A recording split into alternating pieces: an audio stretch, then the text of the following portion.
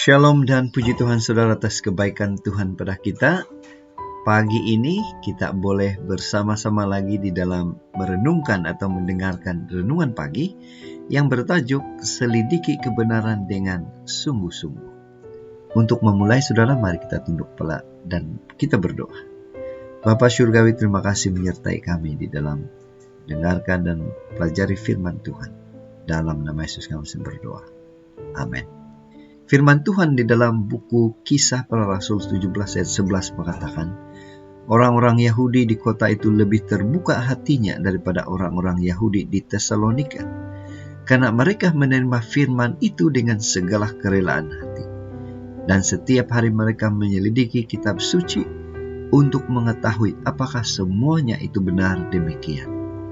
Saudara, bacaan kita hari ini kita boleh ambil baca di dalam Kisah Para Rasul 17 ayat 10 hingga 15. Ini merupakan kisah pelayanan Paulus dan Silas di Berea. Apa inti pelayanan mereka ini? Kita mulai dengan ilustrasi. Ada orang yang menerima begitu sahaja khotbah dari mimbar tanpa pernah menyelidiki kitab suci secara pribadi. Sebaliknya ada pula pemimpin gereja yang malah berusaha mematikan sikap kritik dengan mengatakan sudahlah, percaya saja dengan dengar dan lakukan. Cara seperti itu saudara sama saja dengan ketidaktaatan. Kedua-duanya sama ekstrim dan tidak sehat dalam mempelajari firman Tuhan. Apa kata Alkitab tentang situasi ini? Bagaimana sepatutnya kita merespon pemberitaan firman Tuhan? Cerita atau kisah atau case di Berea ini merupakan sebuah contoh menarik. Pelayanan Paulus saat itu sudah maju dan orang Berea menyambut pelayanannya. Mereka menerima pemberitaan Paulus dengan segala kerelaan hati. Tetapi, apakah mereka menelahnya begitu saja? Jawabannya tidak. Mereka menyelidiki kitab suci untuk melihat apakah pengajaran Paulus selaras dengan ajaran kebenaran. Apakah Paulus kesal menganggap mereka sombong dan mencela mereka? Justru sebaliknya, mereka dipuji sebab lebih terbuka hatinya daripada orang-orang Yahudi di Tesalonika. Apa aplikasi renungan ini untuk kita saudara? Tuhan Yesus berjanji bahwa Roh Kudus menuntun kita ke dalam seluruh kebenaran.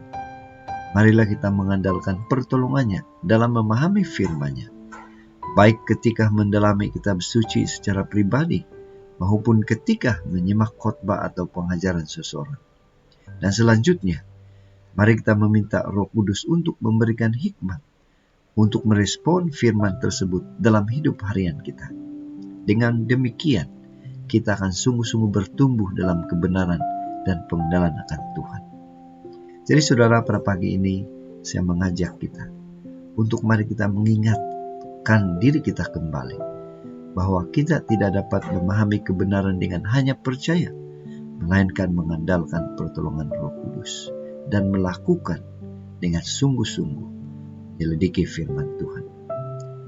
Inilah doa dan harapan kita. Mari kita bersyukur dan berterima kasih karena Tuhan pastinya akan menolong kita memahami dan mempraktikkan setiap firman yang kita terima.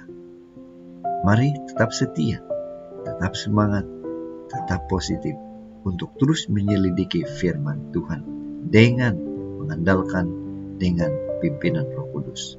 Tuhan memberkati. Mari kita berdoa. Bapa di surga, terima kasih karena begitu baik bersama dengan kami dalam mendengarkan firman Tuhan dan menolong kami memahami. Biarlah semuanya ini menjadi pemberi semangat untuk terus setia mempelajari firman Tuhan. Dalam nama Yesus kami berdoa. Amin. Untuk memulai saudara, mari kita tunduk kepala dan kita berdoa. Bapa Surgawi, terima kasih menyertai kami di dalam mendengarkan dan pelajari firman Tuhan. Dalam nama Yesus kami berdoa. Amin.